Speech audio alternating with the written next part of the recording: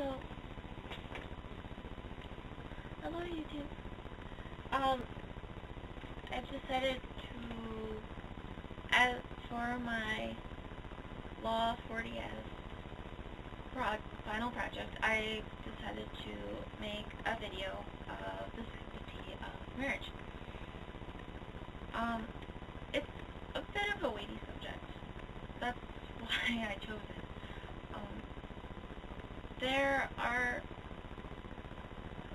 I feel I need to explain why I chose it. Well, first, that makes the most sense. For one reason, I didn't really feel like doing what everyone else was doing, so sorry if that's inconvenient, whatever. And two, I wanted to do something that was close to my heart. Okay, so I have some notes. I'll probably credit them in the little description box down there, but for right now, let me begin. Okay, same-sex marriage, civil unions, and domestic partnerships, and the acceptance of said unions has not been well received by the public or by society in general over the years. Early British law condemned homosexuality as a criminal act.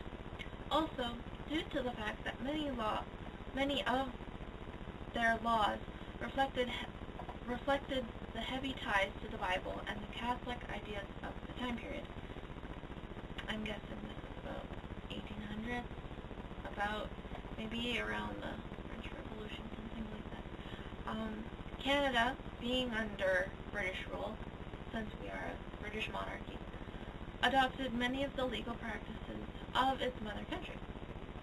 It wasn't until 1967 when homosexuality was stricken from Canada's criminal code.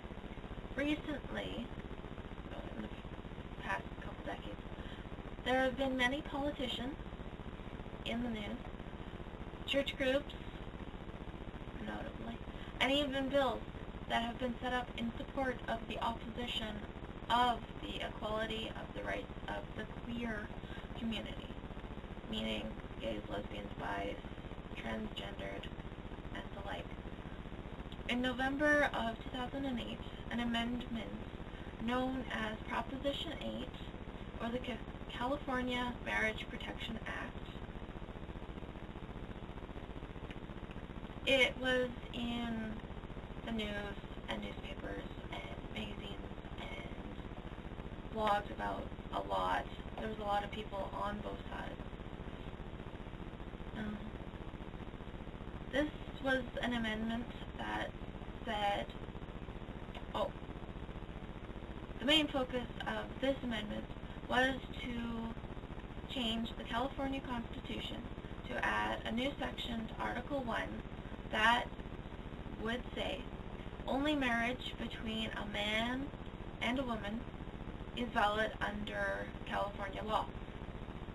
But also, it includes all marriages that were performed prior to this bill going to poll. So it kind of doesn't really make a huge amount of sense. What I think, like in general, it seems that the United States likes to base a lot of their legal decisions on the majority of society instead of the whole of society.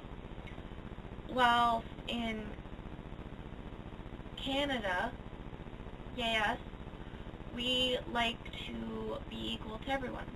We give everyone equal opportunity. You can immigrate here and become whatever you want to be. Basically, that should be our tagline for immigration. We were also the first country to legally recognize a same-sex marriage, which took place, notably, on January 14th, of 2001 in Toronto. Now, there are some, a little confusing terms with this type of subject. So, because this is a learning environment, I thought I should explain something. Some of the terms I previously used, in the beginning of this video. Number one, a domestic partnership. It is a legal or personal relationship between two individuals who live together and share a common domestic life, but are neither joined by marriage nor a civil union. Sometimes all of these are mixed together and they're used interchangeably, but they are not the same thing. Number two, a civil union. It is a legally recognized union similar to, but not the same as, marriage. And it provides same-sex couples with rights, benefits, and responsibilities similar to, but again, not exactly equal to, opposite-sex civil marriages. And number three, same-sex marriage. It's pretty self-descriptive, but it's two people of the same sex who live together or cohabitate, whatever,